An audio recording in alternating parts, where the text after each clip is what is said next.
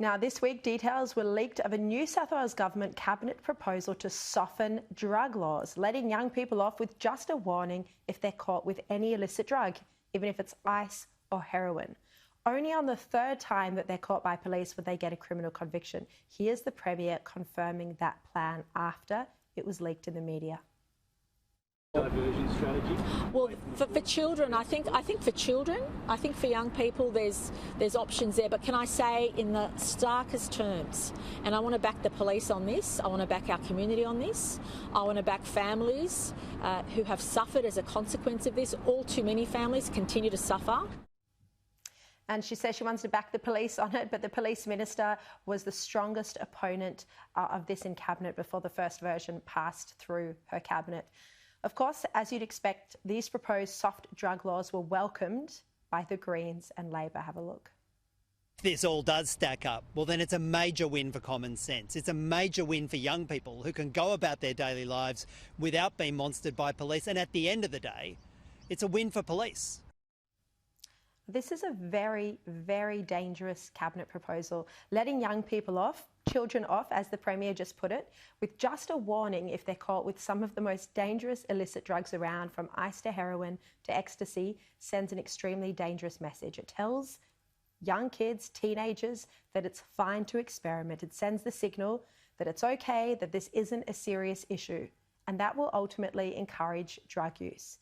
It encourages the drug spiral, addiction, and leads to a life of mental illness, depression. It could lead to schizophrenia, unemployment, homelessness, crime, living on the streets, a squandered life, throwing away every opportunity our young generation are born with in this country. And that is if they even live, if they don't die of a drug overdose or suicide or any other complication that goes with the use of hard drugs. This destroys families and communities, streets and neighbourhoods. And not only is this an extremely dangerous policy, but it also goes to the heart of the New South Wales Government's identity or lack of identity. This government is not a Conservative, not even a centre-right government when it is adopting and passing through Cabinet Greens policy. Now, it was 15 years ago, in October 1995, the beautiful young schoolgirl Anna Wood died after taking an ecstasy tablet at a rave party. She told her parents she was at a sleepover but went to a club instead. At 5 a.m, she began to feel sick and started vomiting, and she was taken to a friend's house, put to bed, where she continued to be sick, confused, and lapsed into unconsciousness. Her parents were finally informed at 10 o'clock in the morning, and she was then taken to hospital where she was in a coma. The following day, she was declared brain dead and her life support was turned off. I know most of you will remember this from at the time, and it was a very significant story, a very big story. Her father, Tony Wood, has spent his life since then campaigning on the dangers of drug use with a famous Say No to Drugs campaign. He joins me now. Tony, thank you very much for your time. Thank you, Shari. It's good to talk to you. It's good to have you on. You've put so much work over the years into campaigning against drugs and warning the younger generations just how life-threatening and dangerous they can be. Your daughter is proof of this.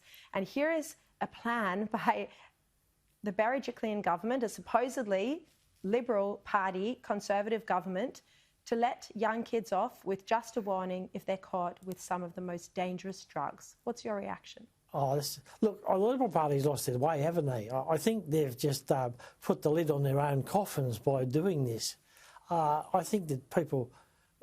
I was at a Liberal Party meeting last Thursday night when all this came out. And there was 47 people there, and I don't think any one of the 47 Liberal members there want this to happen. I'm not a member of the party anymore. I resigned when Malcolm Turnbull took over, so I'm no longer in the Liberal Party. It's fine, but I still go to meetings and things like that when I'm invited. Yeah, they just couldn't understand where this is all coming from. This Mark Speakman, he's got it wrong. Sorry, if you're only going to look at the cigarette laws over the years, we didn't get the laws passed the way they are now.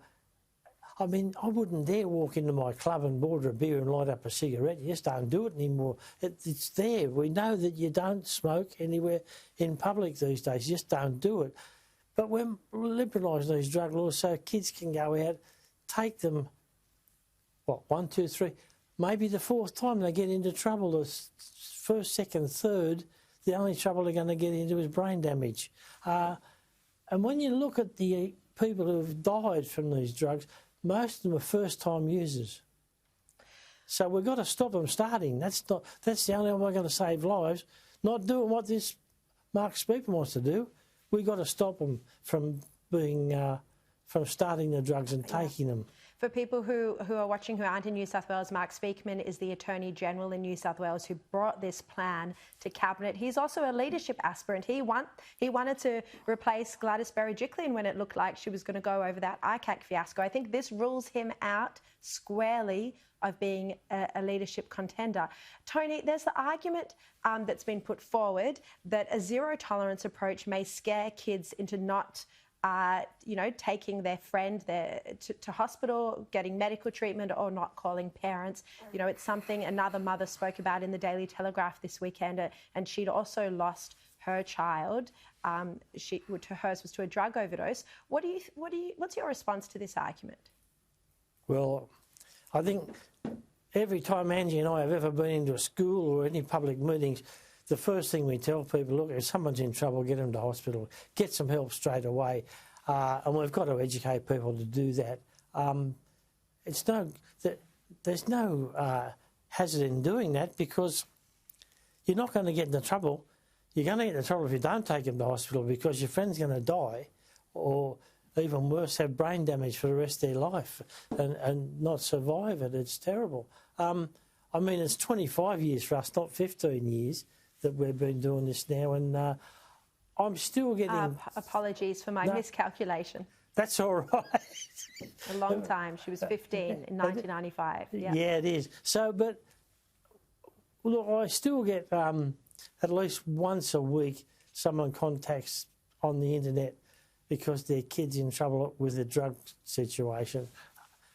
I haven't got the answers. All I can tell you is it's good to go out and be able to talk to kids and warn them and tell them what it's like to lose a child because it's really painful. It's not good.